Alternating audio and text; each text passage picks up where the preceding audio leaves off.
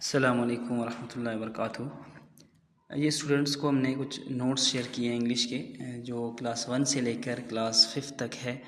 और इसमें जो है स्टूडेंट्स को ये शेयर इसलिए किया गया है क्योंकि ये कुछ ऐसे इंपॉर्टेंट चीज़ें हैं गवर्नमेंट बुक्स में जो क्लास 1 से 5 तक जो बाकी ग्रामर के बुक्स में ये अवेलेबल नहीं है। और ये बाकी हिसाब से आप देखा जाए तो अगर देखें तो बहुत ये इम्पॉर्टेंट भी है। तो इंशाल्लाह इनको एक्सप्लेन करने की कोशिश करेंगे, आपको समझाने की कोशिश करेंगे। इसमें जो है सबसे पहला जो है वो सिलेबल है कि सिलेबल क्या होता है, सिलेबल हमने कैसे जो है इसको देखना है और कैसे इसको कवर करना है। सिलेबल ये होता है कि वावल साउंड को बोलते हैं। वावल साउंड ऐसा होता है कि एक ऐसा वर्ड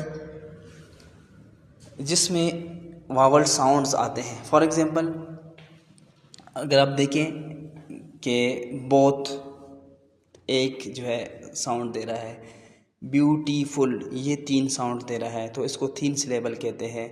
रिंग RING रिंग एक साउंड में अदा हो रहा है, एक सिलेबल कहते हैं। डॉग, कैट, फिश ये जो है एक साउंड में अदा हो रहा है तो इसको 1 सिलेबल वर्ड कहते हैं। इसी तरह जो है बाकी जो होते हैं 2 साउंड में अदा होते हैं बहुत से, जैसे कि लिविंग, ठीक है, लिविंग तो ये 2 साउंड में अदा हो रहा है, इसको 2 सिलेबल कहते हैं या मल्टी सिलेबल कहते हैं इसको। डेंजरस तो ये 2 में हो रहा है तो इसको 2 सिलेबल कहते हैं, तो सिलेबल इसको कहते हैं। इसके बाद है कॉन्सोनेंट ब्लेंड। जब 2 कॉन्सोनेंट वो होते हैं जो वावल्स के अलावा, ठीक है, AEIOU और W और Y जो सेमी वावल होते हैं W और Y और ये और 5 वावल्स, इनके अलावा जितने भी लेटर्स होते हैं उनको कॉन्सोनेंट कहते हैं। जब 2 या 3 कॉन्सोनेंट मिलकर किसी वर्ड में एक ख़ास आवाज़ पैदा करते हैं तो इनको बोलते हैं कॉन्सोनेंट ब्लेंड। जैसे कि स्प्लेंडिड में जो है SPL ये तीनों कॉन्सोनेंट एक साउंड पैदा कर रहे हैं तो इनको कहते हैं कॉन्सोनेंट ब्लेंड। इसी तरह रेमिंग वर्ड्स है, रेमिंग वर्ड्स उनको बोलते हैं जो किसी भी पोएम के आखिरी जो वर्ड्स होते हैं, जैसे कि लेट, गेट, प्लेट। आप जब पोएम पढ़ेंगे आप पोएम के 2 मिसरे के जो आखिरी वर्ड्स होते हैं उनको आप देखें वो सेम साउंड देते हैं तो उनको बोलते हैं रेमिंग वर्ड्स। अच्छा, वर्ड्स दैट एक्सप्रेस एक्शन, जो अल्फाज किसी एक्शन को ज़ाहिर करते हैं तो उनको एक्शन वर्ड्स बोलते हैं, इनको वर्ब्स भी बोलते हैं जो किसी काम को ज़ाहिर करे।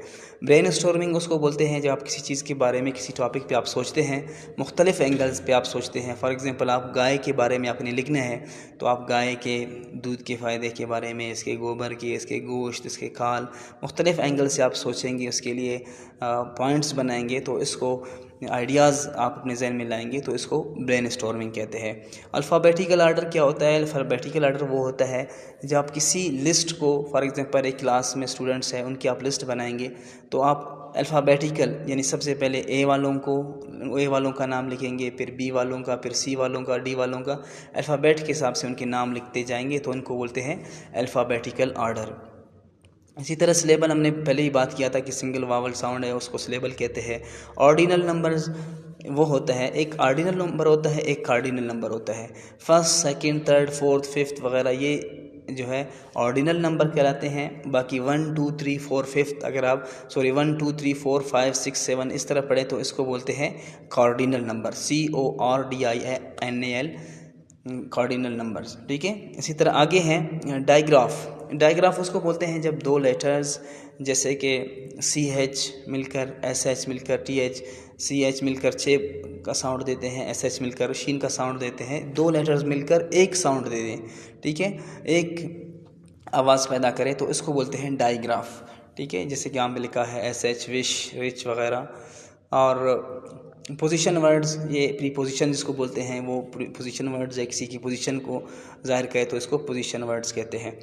और some words begin with groups of consonant with no vowels between them, ठीक है, ये कॉन्सोनेंट क्लस्टर्स इसको कहते हैं। जब क्लस्टर्स यानी कॉन्सोनेंट मिलकर एक साउंड पैदा करते हैं तो उनको कॉन्सोनेंट क्लस्टर भी बोलते हैं। इससे पहले एक और भी हमने बताया था आप लोगों को कि वहाँ पे भी आप इसको कह सकते हैं, यहाँ पे कॉन्सोनेंट क्लस्टर भी आप इसको कह सकते हैं। जैसे कि देखिए स्क्रैप है, स्ट्रेच है, स्प्लेंडिड है तो इनको कॉन्सोनेंट क्लस्टर भी बोलते हैं। और 2 सिलेबल 3 सिलेबल वाला ये देखिए आप दे सकते हैं। फेमस 2 सिलेबल वाला है, 2 साउंड है इसके।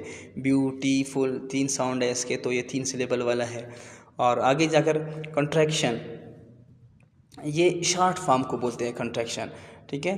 कंट्रैक्शन शॉर्ट फॉर्म को, किसी भी वर्ड को आप जब शॉर्ट करते हैं, आप लोग शॉर्ट फॉर्म आप लोगों को पता है, जैसे कि डज नॉट को डजेंट कहते हैं, आई एम को एम कहते हैं, इसको शॉर्ट करके लिखते हैं तो इसको कंट्रैक्शन बोलते हैं।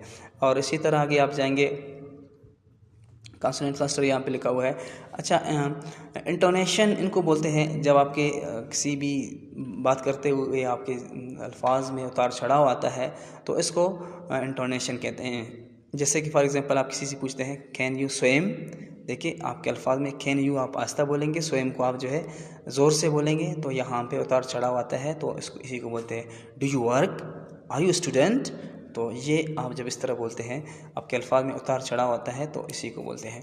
अच्छा, एनाग्राम, एनाग्राम उसको बोलते हैं कि जब आप किसी भी लेटर को रीअरेंज करते हैं, जैसे कि आप देखिए ब्रेक है, BREAK, ब्रेक यहाँ पे लिखा हुआ है।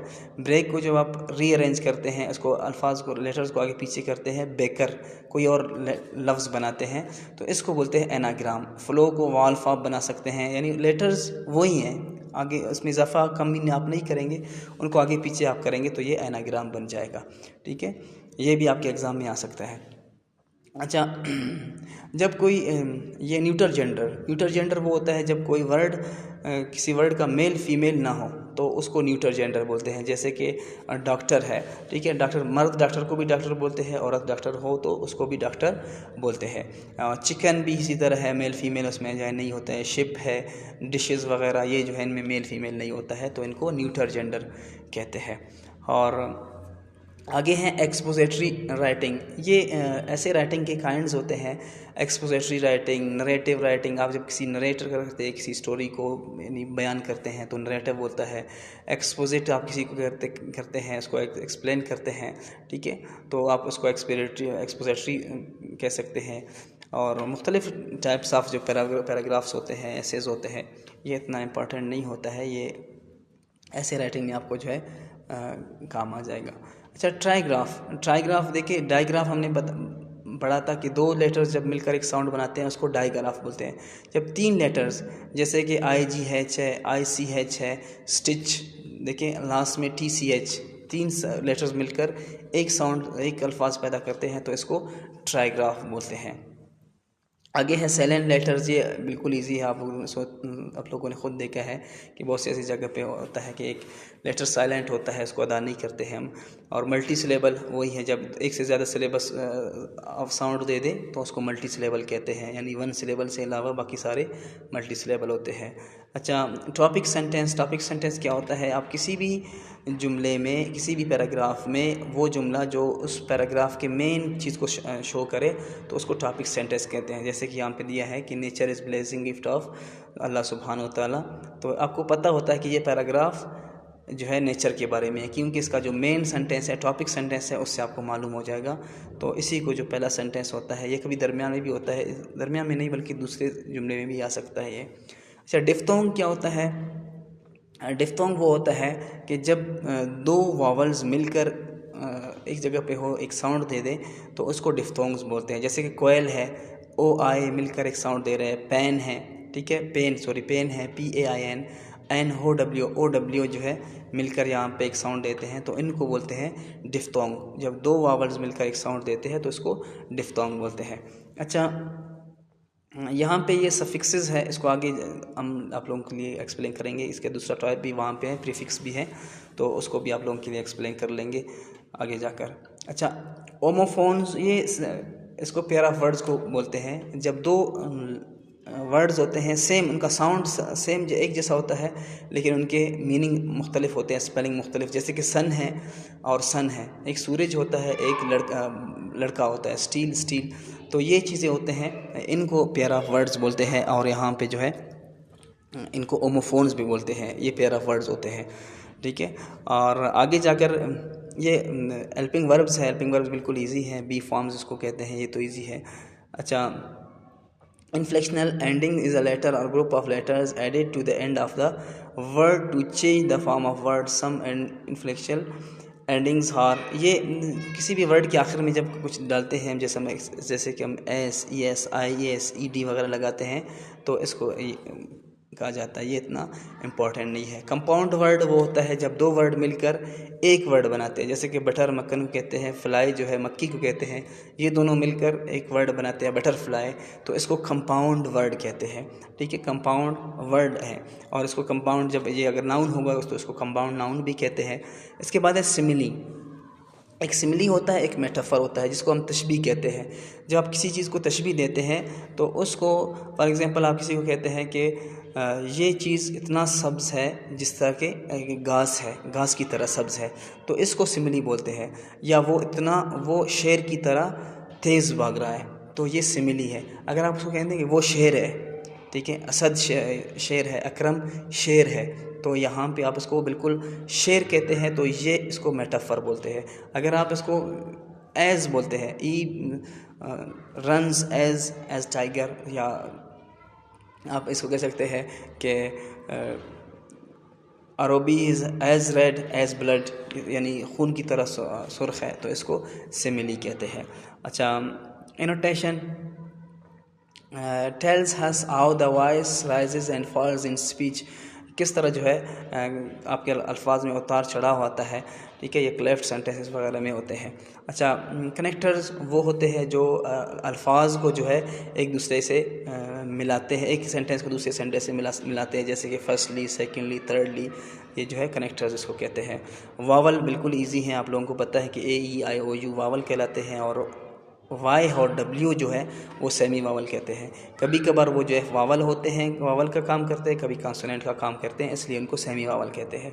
रेगुलर और इरेगुलर नाउन्स वो होते हैं जिसमें SES वगैरह लगाने से उसका प्लूरल बन जाए, वो रेगुलर नाउन होता है। जिसमें SES वगैरह लगाने से नहीं, बल्कि जैसे कि मैन का MEN मैन होता है, फुट का फीट होता है, उनका कोई कानून कायदा नहीं होता है, तो इसको इरेगुलर वो कहते हैं, नाउन्स कहते हैं। ट्रांजिशनल वर्ड्स उनको बोलते हैं कि आप जो है आपके एक पैराग्राफ को दूसरे पैराग्राफ के साथ कनेक्ट करते हैं, या आप पैराग्राफ शुरू करने के लिए इस्तेमाल करते हैं, जैसे कि however, anyhow, in last, finally, इस तरह के जो है ये कनेक्टर से जो है मिलते जुलते हैं, इनको जो है ट्रांजिशनल वर्ड्स कहते हैं। अच्छा, एनाग्राम, ये हमने पहले डिस्कस किया था कि एनाग्राम क्या होता है। अच्छा, ये अफिक्स, हमने सफिक्स को वहाँ पे डिस्कस नहीं किया था, हमने कहा था बाद में इसको करेंगे। ये अफिक्स और सफिक्स, ये अफिक्स उसको बोलते हैं कि जब किसी वर्ड के शुरू में या आखिर में कोई लेटर ऐड करके उसको जो है उसके नेचर को तब्दील करें, तो वो अफिक्स कहलाता है। फिर अफिक्स के दो काइंड्स है, एक प्रीफिक्स है, एक सफिक्स है। प्रीफिक्स वो होते हैं कि किसी वर्ड के शुरू में कोई लेटर लगाएं या एक दो लेटर लगाएं, और सफिक्स वो होते हैं कि किसी वर्ड के आखिर में लेटर लगाएं। जैसे कि देखें, डिसलाइक, अभी लाइक है, लाइक के शुरू में आप डिस लगाएंगे तो डिसलाइक बन जाएगा, तो ये जो है प्रीफिक्स होता है। ठीक है, और लेस है, जैसे कि स्पॉट लेस, उसके आखिर में आप लगाएंगे, लेस लगा रहे हैं, तो इसको जो है सफिक्स कहते हैं। सफिक्स, प्रीफिक्स शुरू में आते हैं और सफिक्स जो है बाद में आते हैं। रेम्स, स्ट्रेस, नोटेशन, ये हमने बात किया था कि रिपीटेड पैटर्न ऑफ साउंड जो है रेम है, या इसको सुर आप बोल सकते हैं। स्ट्रेस, किसी भी आप वर्ड पे आप स्ट्रेस देंगे, ज़ोर देंगे, तो वो स्ट्रेस कहलाता है। अच्छा, यहाँ पे जो दो पेयर ऑफ वर्ड्स को आप शो करेंगे, उनकी सिमिलरिटीज़ को आप शो करेंगे, तो ये यहाँ पे आप इसको कह सकते हैं। तो ये आपके नोट्स से आई होप कि आप लोगों को ये समझ आगे होंगे। इंशाल्लाह जो है आप इसको रिपीट कर ले, आप इसको याद कर ले, इंशाल्लाह आगे जाकर आपको ये बहुत काम आएंगे।